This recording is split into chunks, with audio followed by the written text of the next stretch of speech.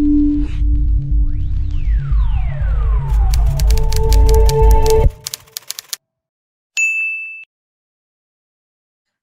everyone, thank you for tuning into the JPS fundraising live stream.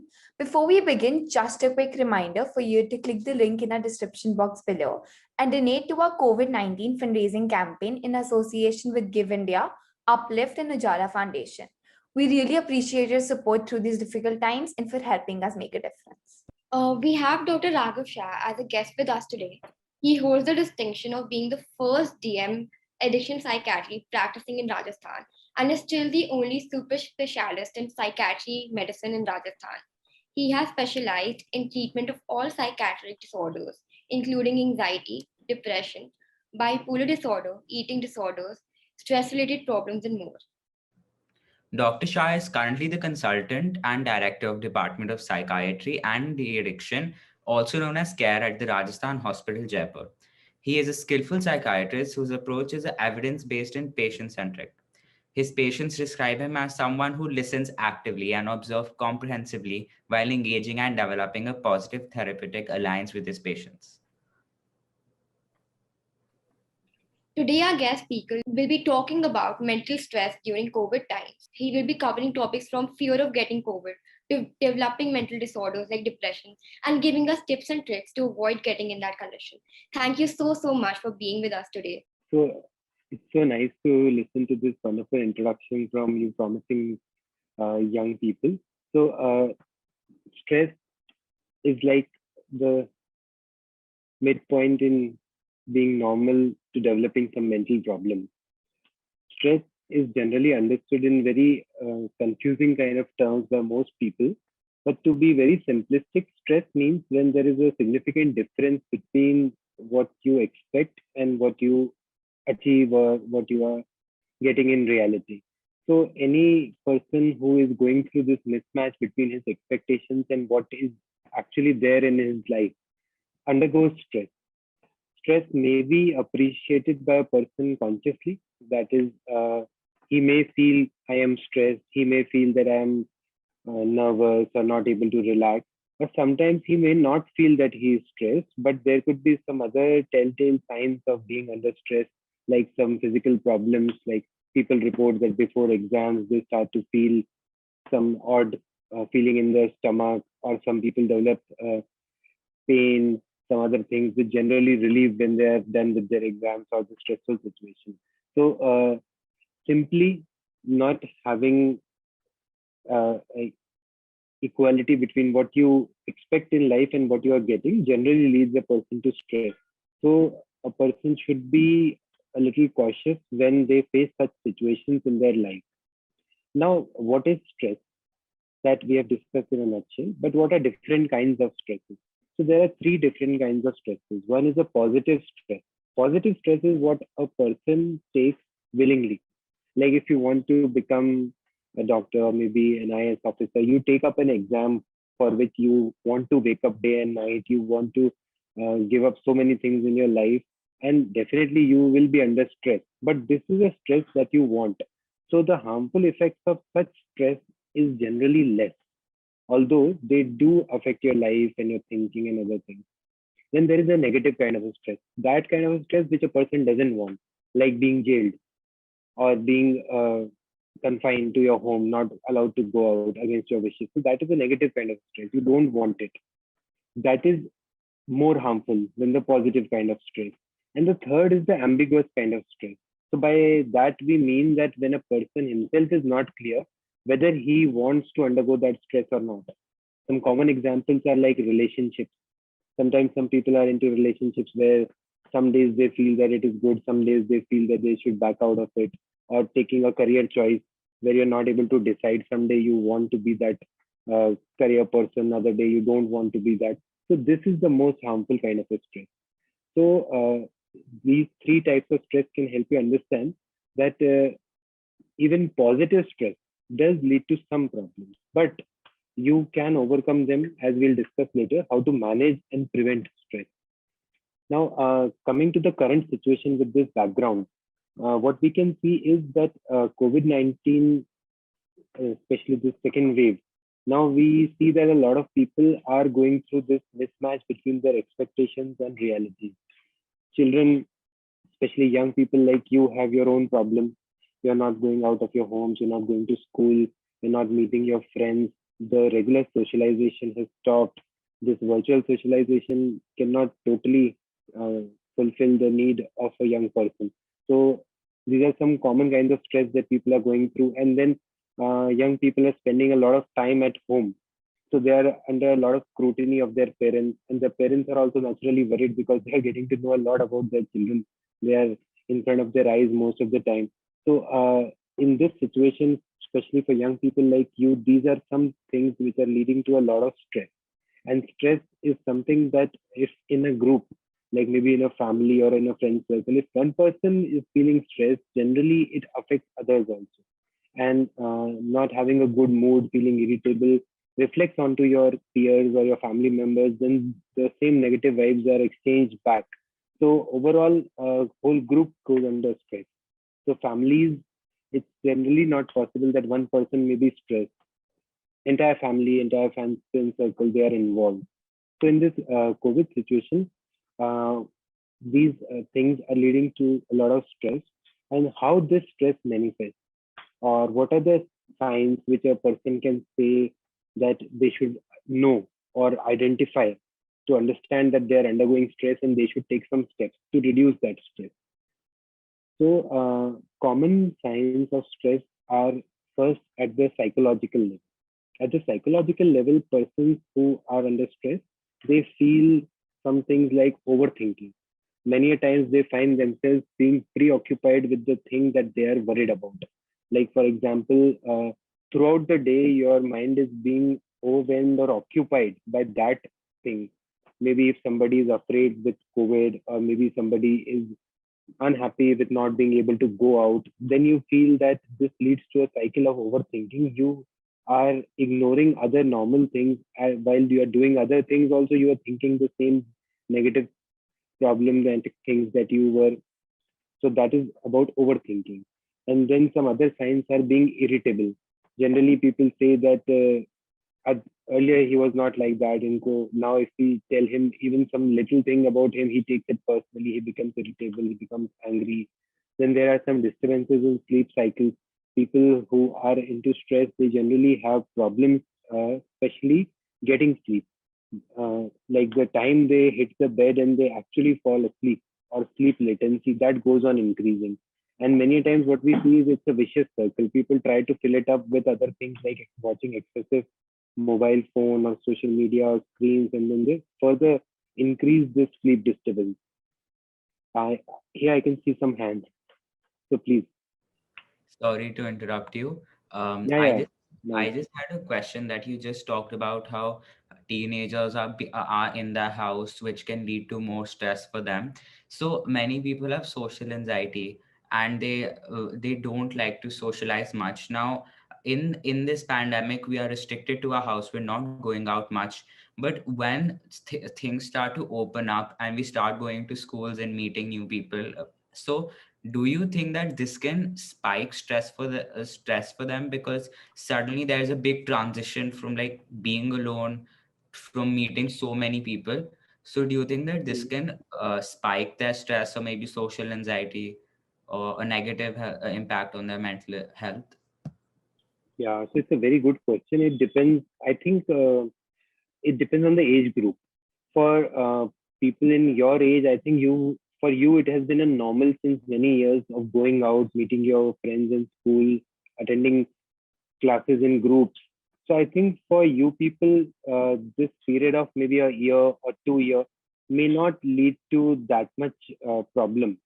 But especially for younger kids who still haven't set into their routines of classes, going out with friends and other things, I think they would have this problem, which you can call as social anxiety, when they are reintroduced into school after this huge gap of a year or two. So that's the answer. I just had sorry, I had one more question. Ah, So please, please.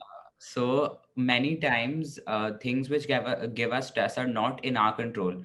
For example, Right. if a family member of ours is not following the COVID regulations, and we might be scared that that person might get COVID, so we can't control them, control other people, because that is out of our hands. So what if Hmm. something out of our hand is giving us stress or anxiety? So how can we control us? So we are not that stressed, because we can't control other people's actions. We can only control what we think about other people. So how can Hmm. we release our stress in these type of situations? Hmm.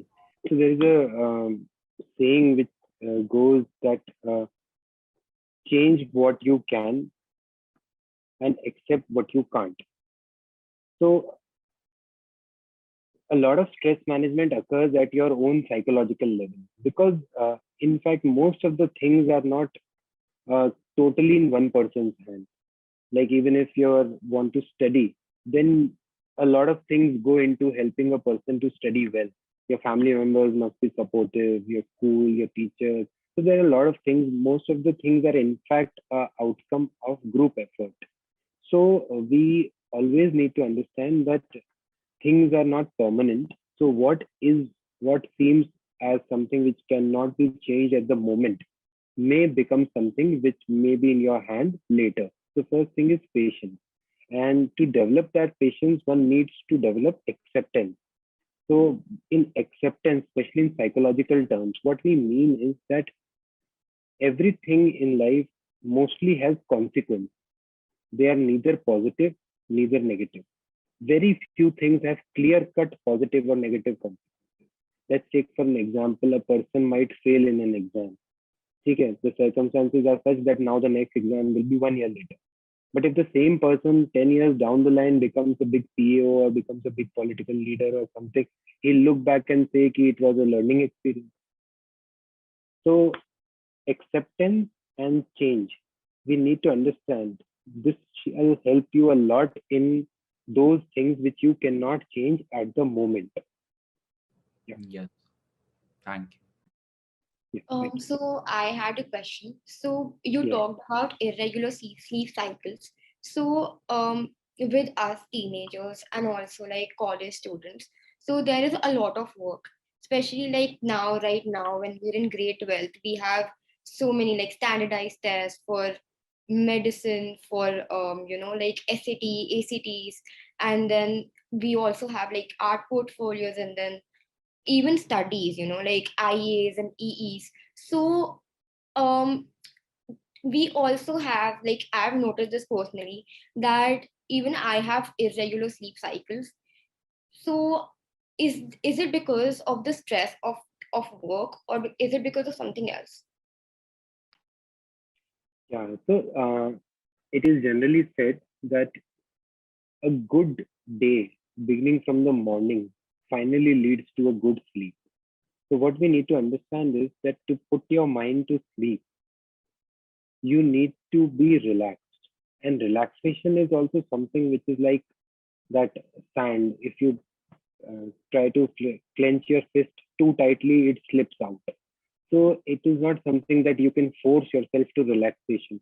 You have to do a lot of things right so that by itself your mind becomes relaxed by the time you have to sleep. So the sleep disturbances that most people are facing are generally a consequence of a disturbed routine. So sleep is an integral part of a person's daily cycle. If he does all other things more or less at fixed times, then somehow your mind also becomes trained to sleep at a fixed time. But if a person has an erratic routine, then your mind subconsciously doesn't know when to sleep.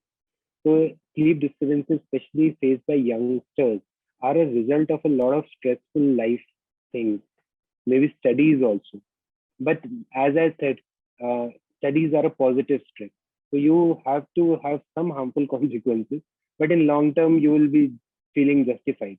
But uh, try to have a regular routine as much as possible. The term for getting a good sleep is sleep hygiene. If you Google it, sleep hygiene, what you'll get is exercise in the mornings, get up at the right time, avoid tea, coffee, especially in the evenings, don't lie down or recline in the daytime. So all the advice is basically towards having a good day. So you automatically have a good sleep. Yeah. I have one more question. So this is something which is like really something that teenagers talk about. So there's a Hmm. myth. I don't know if it's a myth or something, but everyone is like, especially like a few of my friends, they're like, if I don't sleep at night, like if I sleep late and if I woke at that time, like by 2 and 4, and then I have to wake up for school by 8 or 8:30, so my productivity increases because like the number of hours that you sleep decreases, so like their productivity increases. But do you think that because of less sleep there are some um negative like things going on? Hmm. So sleep is like the relaxation for your mind and your body. So overall, if you overstress your physical and mental machinery, you are going to have problems. In exams also, in the last 2 3 days, many people try to overstretch themselves. But a person who does this on a regular basis is bound to have problems.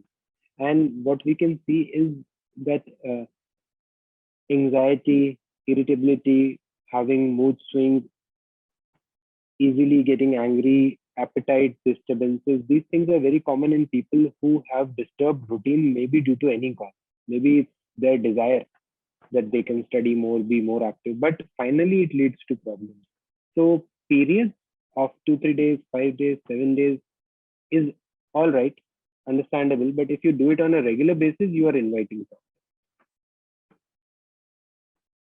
Yeah. So, children, especially of the age 8 to 12, like during COVID, may suffer Hmm. through separation anxiety if their parents are, for example, healthcare workers and they can't spend a lot of time with the kids because they have to be in the hospital helping others. So, how could the relatives of those children who they're currently living with help their situation, help their anxiety and their feelings through it? Yeah. So your question is also very age specific. So toddlers like 3 to 5 years old, then children, then adolescents, I think all of them have different kind of response to separation from their parents for a prolonged period of time. I think maybe young people of your age may not have major problems by not having a regular contact with your parents after knowing the reason why they are not there with you. But toddlers, especially, they will have a very odd response and they may develop even separation anxiety disorder and attachment disorders. Then adolescents also may not feel very comfortable. Now, what their relatives can do? See, what their relatives can do is one thing is there is a concept of transitional objects. So, transitional objects are things which are related to the person you love and getting into the routines which are related to that person. So, for children whose parents are not there for long time, their relatives, what they can do is help them maintain that same routine as much as possible as that they had with their parents, because that somehow, at least subconsciously, helps your body and mind to feel at ease because you have the same routine. Then there are some objects, like example, teddy bears or something like very young children they keep with themselves. Mostly they are given by people whom they like, parents or somebody. So those also help, especially toddlers. And then in current times, there are things like maybe video calls or some other means of getting communication regularly with their parents at whatever times it may be possible. And of course, overall, having a good, loving environment and explaining the reason, because children may have different kind of sensibilities, like young people in their late teens and early 20s, maybe they have a different way to understand things, but the young children understand things that be a story or something like that, that your parents are there. So I think that should happen. So common things like feeling sad or not feeling good or not feeling like talking to people, all these things are happening to people who are undergoing stress. But if they continue to happen for long periods of time, okay, generally some hours or some minutes of a mood swing or some disturbance is okay, it happens to people. But if this becomes a pattern or it goes on, and especially if it goes on even after that stressful event is over, then it means that there is some problem which needs to be looked into. So commonly, how people describe it to us, like some people are coming to us that they have an anxiety that uh, they may develop COVID, and even more than that, they have anxiety that their family members, their children will develop COVID, and it will be like doomsday. So the thing that matters to us most is that is their feeling explainable through their current stress, or it is much more than that. So then we have questions like, is it only COVID that you're worried about, or there have been many other things that you have been worried about in the past? Is it your general temperament to worry too much? So what we have to be cautious is that we may like to attribute all our problems to some stressful event. Maybe COVID, maybe exams, maybe being scolded by parents, that all my problems is because of that. But we have to carefully analyze that will all our problems be solved if that stressful event is not there? So that is somewhat a very simple kind of a clincher that a person should understand that they need help. Because if it becomes a pattern, then today you may feel that it is because of this situation of COVID, but later on you may find some other reason for your problem. And this may go on and it becomes a blaming tendency.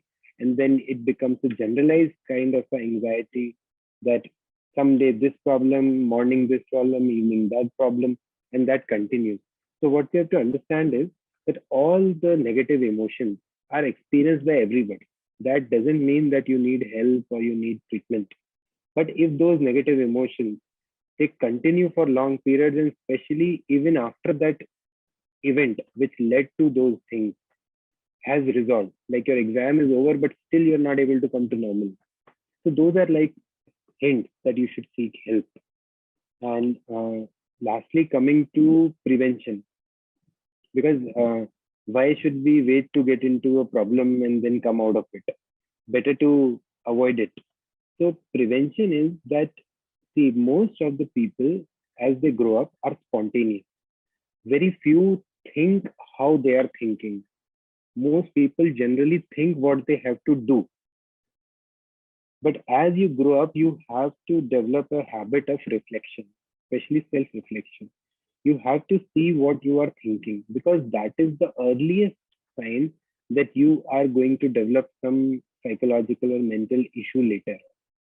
Like if you can observe that you are losing temper very easily, or if you can observe that you remain preoccupied with things at the cost of what is going on right now.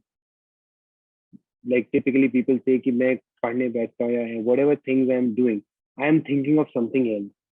So these kind of small things which you feel about your personal space or thinking, they will not be visible to others.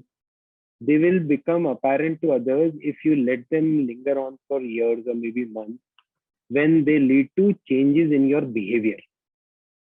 So what I mean to say is that there is an interval of months to years where you have an option to change yourself and prevent development of stress, mental problems later on.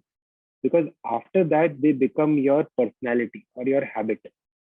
And then you land into problems, because finally, as much as you try to change the circumstances or environment according to you, after a certain point, everybody learns the lesson that life doesn't work their way. So they need to adjust also. So I think the first step towards prevention of mental problems or stress related problems is to identify your problems in thinking. Think how you think. Then after that, second thing would be to maintain a good routine. Maintaining a good routine is like a good service to your mind and body. Many of your problems will be taken care of by itself. You may even not have to think. And that's why you see we don't explain people much why you should wake up on time. Everybody says wake up on time. So generally, that's not a discussion. So these are some things which is like a universal dictum. So after thinking how you think, the second point would be to maintain good routine. After that, the third would be to develop good relationships, because a lot of mental problems and issues as well as mental well-being and happiness lie in social sphere. If you don't have healthy relationships in family, in friend circle, overall society, generally chances are that you will not be happy on a long term. So thinking how you think, maintaining good routines, and having good relationships. I think these three things will work a long way in preventing stress and a lot of problems. Yeah, so Manya has a question. Yeah. Yeah, so during COVID time, we're not really, engaging with people. Like we're just with our parents, like four people in the house. And then even with like the extended family, maybe we talk like once a week on phone, but not with everyone like we used to. And even with friends, I think even I am only like in touch with a few of my friends, like close ones. Hmm. And then if there's a project, only then I talk to others, like Ishita and Vishesh. So what would you advise, ki what what like the social, what you talked about, like social spheres and everything, it really helps in a better mindset. So what can we do during COVID times to help it? So it's it's an exceptional situation right now. So for an exceptional situation, one has to do exceptional things. So things like Zoom, maybe talking on phone, interacting on social media, they help to some extent. But of course, uh, they cannot substitute the natural interaction that people have with their friends, meeting them personally, expressing things, observing each other's emotions, body languages, learning, enjoying. So for this exceptional situations, I don't know what to say, but still, whatever you can do, something is better than nothing, I would say.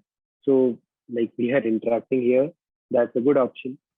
And other things could be that at least one can take the opportunity of meeting people nearby, because maybe you cannot travel to long distances or other places, but now is the time to at least know your neighbor, at least know people who are living around you, because that is also a big problem.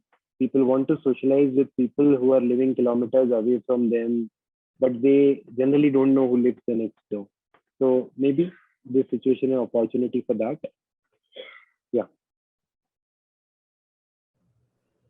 So now we will move on to our question and answer session, in which we will ask you questions from outside your presentation, and Yeah. some of the questions from your presentation. Manya will start.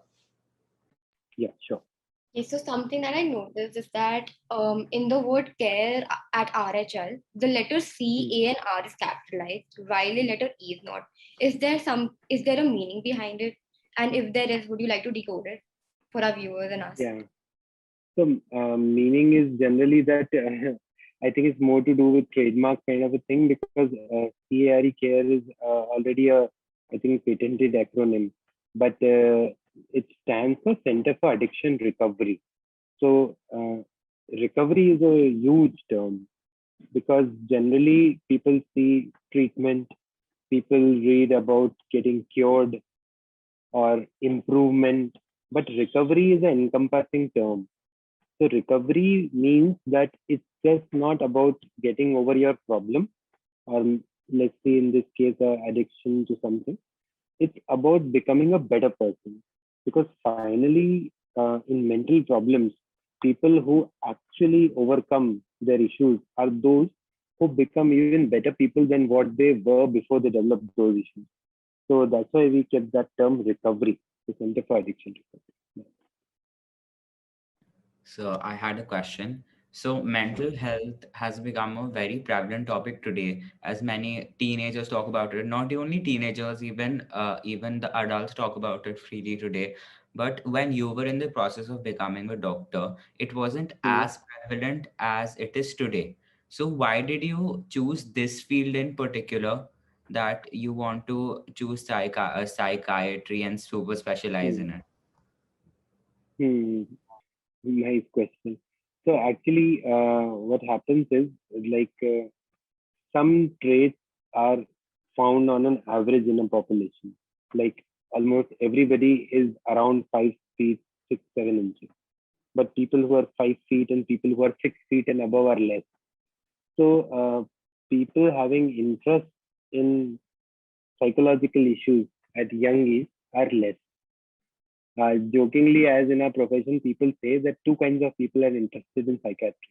One who are facing some issues themselves, which is a common myth, but true to some extent, and the others are the ones who are actually interested into it.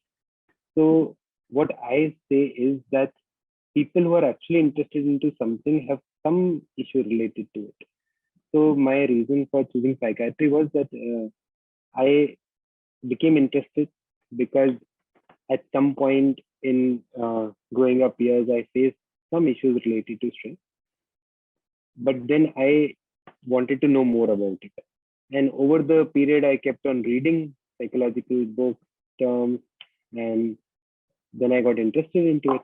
So finally, as you can understand, that we have to undergo a 6 years period of training in MBBS. So you don't get to choose psychiatry just like that. So for 6 years, you get an opportunity to see many other branches also.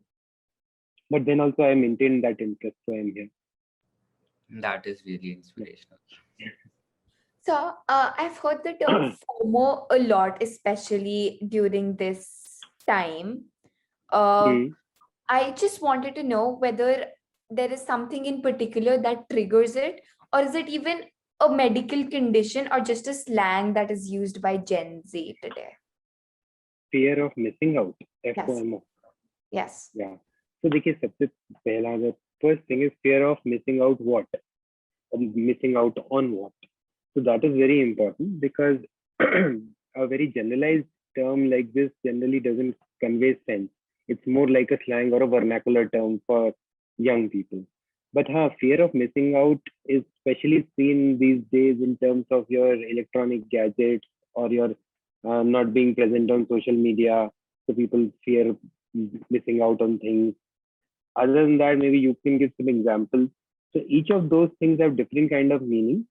So fear of missing out, I can say, if excessive can be uh, understood that what it means actually. But otherwise, to call it, it's very different from a psychological problem till now. But in years to come, what I see is that it will be more about social media, electronic gadgets, and those kind of things. And as we can see that, especially in Western countries and these Eastern Asian countries like Korea, Japan, there is a lot of buzz around mobile addiction. They, and to just for your knowledge, in last 1 year, it has been recognized by WHO as some kind of a disorder also, especially the gaming disorders and uh, internet use, those kind of things are coming into as disorders. So yeah, in that context, I think that's a more challenging. Yeah. Okay, so when I looked at your and Care at Rajasthan Hospital's Instagram handle, I noticed that you talked about many interesting topics with other doctors on live, like eating Hmm. disorders, smartphone addiction in children, and coffee or pleasure addiction. So my question to you is that what inspired you to talk on these topics? Because this is something that not many doctors are talking about. Maybe because it is a small topic like coffee or a topic like eating disorder, which not many people are aware of. Hmm. So that's a very interesting question. See, because when you specialize into something, so like I have specialized into addiction psychiatry, then you go deeper into the aspects of it. So psychiatry as a whole, if somebody practices, then they have a lot of things to see, like major mental illnesses, schizophrenia, bipolar, addictions to alcohol, tobacco. But if you focus more on one side, then what I found was that these things are increasingly being recognized in Western countries as addiction. And it is not difficult to understand that 10, 20 years down the line, maybe even 5 years down the line, India follows the same path. Like, see the COVID pandemic. our second wave is so bad, and we were thinking that we are not going to get it, but all the Western countries got it. So now here we are with the second wave. So I think all the addictions and other things, they will come to India also, like coffee and smartphones, gambling, and behaviors like overeating. These all things like shopping, etc. They are going to hurt Indian youngsters because what happened? I'll just give an example. In US, there was a generation of people who were born in 60s. They were the people who are similar to people in India who are in their teens now. Okay. What happened to that is you can search online. They were called as baby boomer generation. So they grew up in all kind of confusion, disorder, fast-paced development. Someday they are hearing that this is right. Someday they are hearing that is right. All kind of addictions, hard drugs, many other things. They flew into the US at that time. So what happened was that across as that generation grew, they were followed as a cohort, or they were seen by the population scientists that what is their outcome finally. So they found that all these things which were earlier looking like simple things of a lifestyle, like having excessive coffee or eating a little too much, they all led to significant problems later on. So I think what we are seeing as a innocent kind of indulgence, taking excessive coffee, eating a lot of burgers, those things. But as our generation grows into 40s and 50s, they will have the problem. So, being a technical person in this field, I really believe that people should understand that what they're doing now, then they'll have problems 10, 15 years later.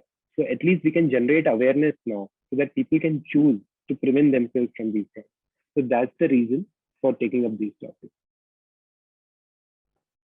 Yeah.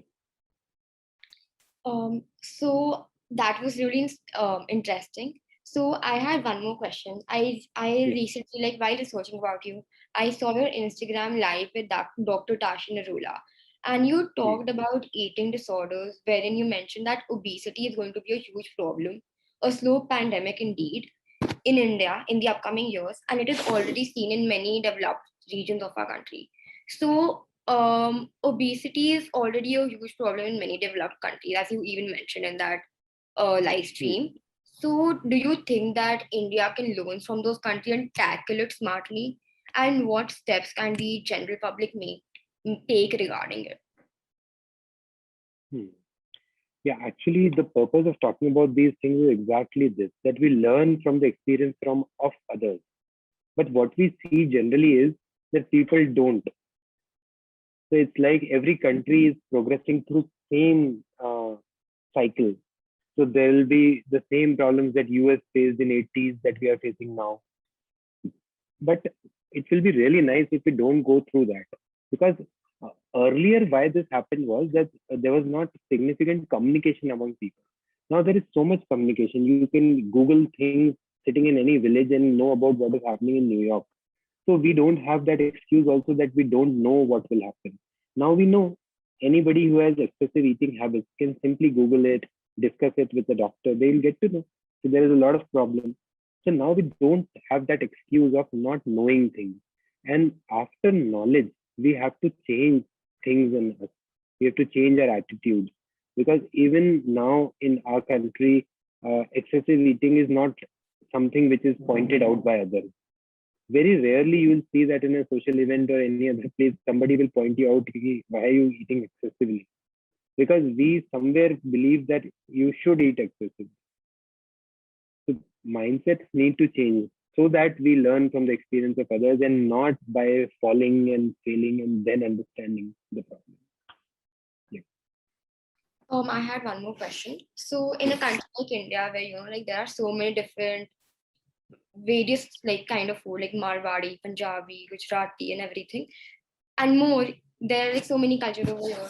So I like like it's like a culture of like foodies, like and we've actually like noticed it. So it's like if you go anywhere, you're always like forced to eat much more than you can. So what is your view on that? See, India is a collectivistic society. By collectivistic society, and we mean that we are not individuals as such. We are more like a group. So in India, people feel it very normal to advise or even sometimes look down upon people and tell them what to do. We don't value individual choices. So maybe a person might know that he doesn't want to eat that much, but in our society, we feel it's absolutely normal to uh, overpower anybody in terms of our preferences. So that needs to change. And then after individualistic choices, the second thing is that scientifically also overeating is not a good proposition as such. And especially now that we are working much less. Earlier, in many societies of India where overeating was considered as a good norm, many places in North India, we can easily understand. There, people used to work physically. Now, our energy expenditure is very less. And if we compare it to the West, in West they have learned their lesson. They have almost every home has a gymnasium kind of a place or a equipment, maybe a treadmill or a cycle. But in India, what we are in that phase that we are overindulging in everything, but we are not taking corrective measures. Hardly any of our homes are uh, in designed in that way, or we are focused in that sense that we should burn our calories. Very few of us are actually knowing kind of a calorie counter, what all is going in and how much we are burning. So I think there is a time that we should progress. So yeah, your question was very right. Yeah. When talking about issues like anxiety or stress, we often say that we should talk about it to the ones who are close to us and always share our experiences. So, what do Hmm. you think we should do if someone is sharing their experience with us? What can I do to console them or make them feel better? Like, because whenever a person shares something like this, it usually gets a little awkward and you don't know what to say and how to console them. So, what do you think we should do if someone shares their experiences with us? Hmm. See, what the normal response a person gives when somebody shares their distressful experience, like somebody is talking about how I get a repetitive idea of maybe throwing something at somebody, you will generally try to cover it up. You'll try to say, कोई बात नहीं, बहुत लोगों को ऐसा लगता है यार, भूल जा. So this kind of a thing is generally our response. But if somebody wants to share something, we should try to give neutral response. We should neither try to say कि what you are thinking is right, whole of the world think like this. That is also not good. And we should not also try to cover it up कि नहीं, don't speak, ये तो होता रहता है, 2-4 दिन में तुम भूल जाओगे. Best thing is generally allow a person to speak. The basis of all counseling and psychotherapy is to allow a person to speak. Because when a person speaks to a person who he feels is listening with interest and empathy, half or even more than that, the job is done. That person will find his answers himself. Generally, when people come to us, they are saying, ki, I have failed in an exam, I'm really worried, should I appear again or should I change my line? They never get a response from us, ki, should they change their line or they should give the same exam again. It's generally that they speak to us, they feel relaxed, and then they themselves find answers to their problems. So I think if anybody wants to share things with you, you should give as neutral responses as possible and help them open up rather than brushing it aside or closing the talk. Yeah. So, anxiety is a term used very often these days, especially amongst teenagers in a very casual sense. They don't Hmm. sometimes realize the magnitude of the situation and just normally throw words around like that. What do you actually mean by anxiety in terms of medicine, and what are the exact symptoms related to it? So that we can identify that someone is actually suffering through a mental condition rather than just Hmm. something they just said that, oh, today I feel anxious and I think I have anxiety. Hmm. So it's you have pointed out the right thing. Like throughout my discussion, I was using anxiety very less. I was using terms like stress, tension, overthinking, because anxiety is actually a medical issue. Difference between anxiety and normally feeling tense or nervous or not able to relax is that generally these feelings are directed towards some problem. Like exam is coming and I am feeling stressed, or exams are coming and I am preoccupied with if I forget while exams what to write or what to do. Anxiety is more like a generalized feeling. You will have anxiety, you will have those same feelings like you feel 2 3 days before exams. It will go on, but reason may be that you don't understand what is the reason. Most people come and say, I'm not able to understand what is the reason, but I keep on feeling uncomfortable और मुझे घबराहट होता है या ऐसा. Or if you excessively try to find a reason, then you will find reason with any and everything, which is called as generalized anxiety. Subah you might have a tension that your driver will not come on time. Evening you might have a tension that you will get late while meeting your friends. If you go with your friends, you have come back with the tension that I spoke excessively. And if you don't speak, then you come back with the tension that I have not spoken much. So anxiety is more like a medical problem. And that's why commonly whenever somebody tells me that they are feeling anxious, I say, you give me an example what you are calling as anxiety, rather than taking it on a face value that you are anxious. So that is it. So following up on it, Yeah, please. I have heard a lot of people have anxiety attacks and panic attacks. So if someone is having one in front of you, how do you help them? So anxiety is like a slow uh, feeling of being uncomfortable, being anxious, being tense, nervous. Panic attacks are a dramatic presentation. Because suddenly, within seconds, 2 minutes, a person will become uncomfortable. You'll be able to see it. They might sweat, they might have tremors, they might start walking around, they will have an uncomfortable feeling like कि मुझे heart attack होने वाला है ऐसा कुछ. There can be many different kinds of a symptoms जिनका कुछ combination बनेगा, and within minutes the person will have unbearable anxiety. So that is panic, and slow or a continuous kind of a feeling is anxiety.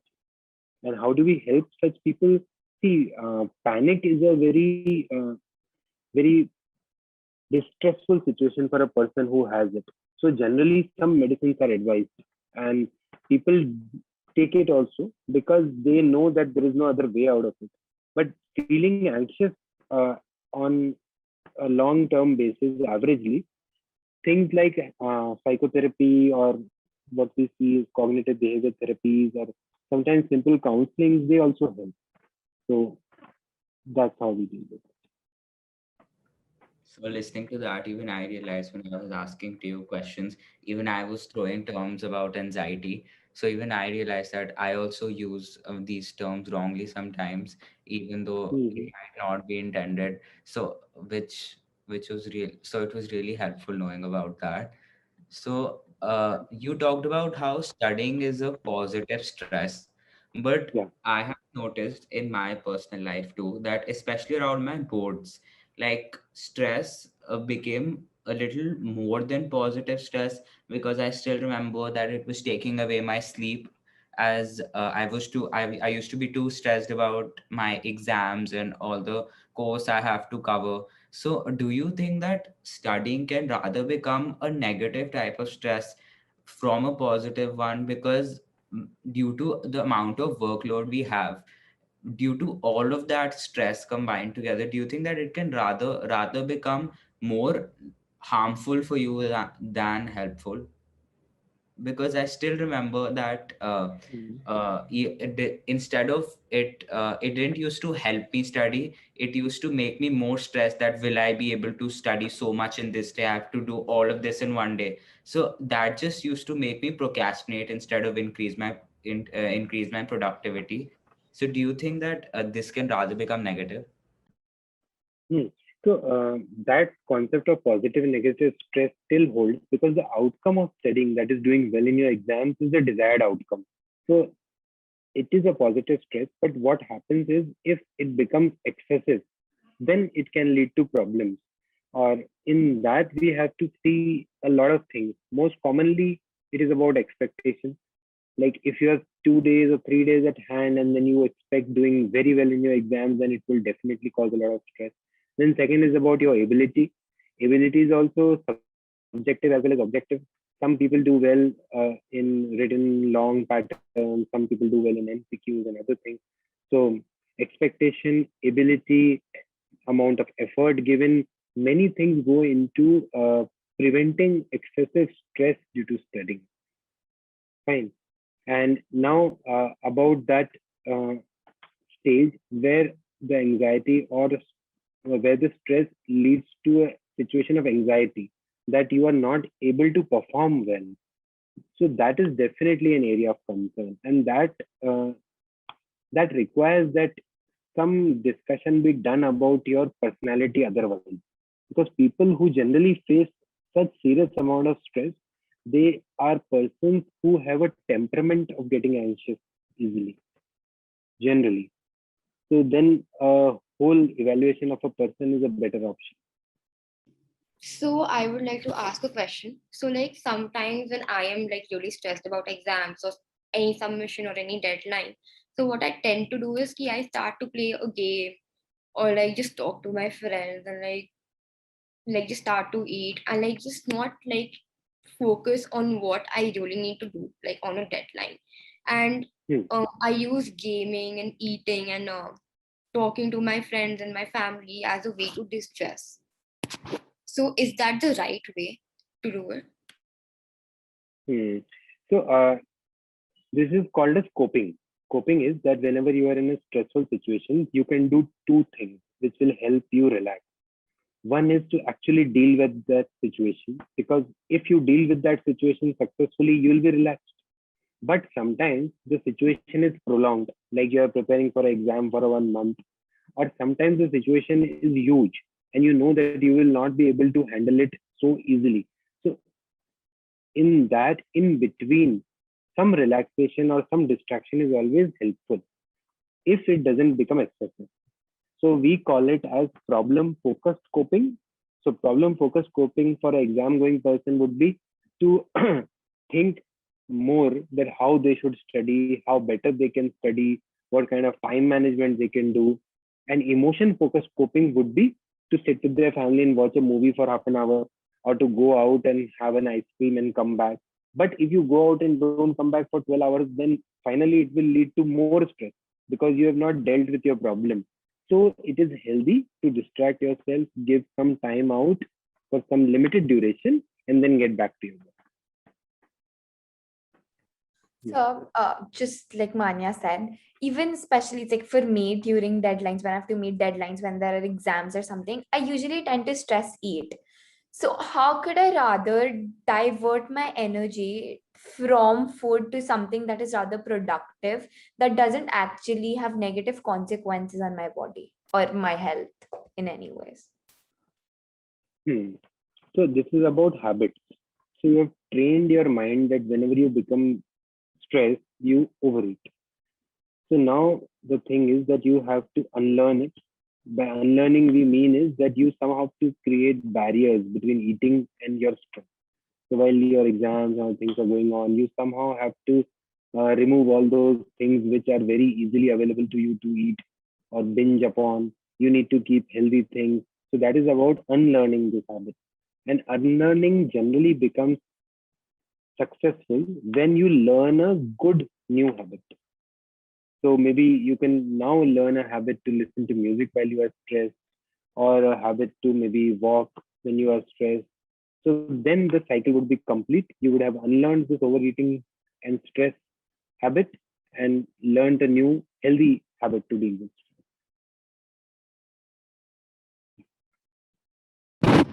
Lastly, is there something that you would like to say to our viewers about the current situation or anything in general?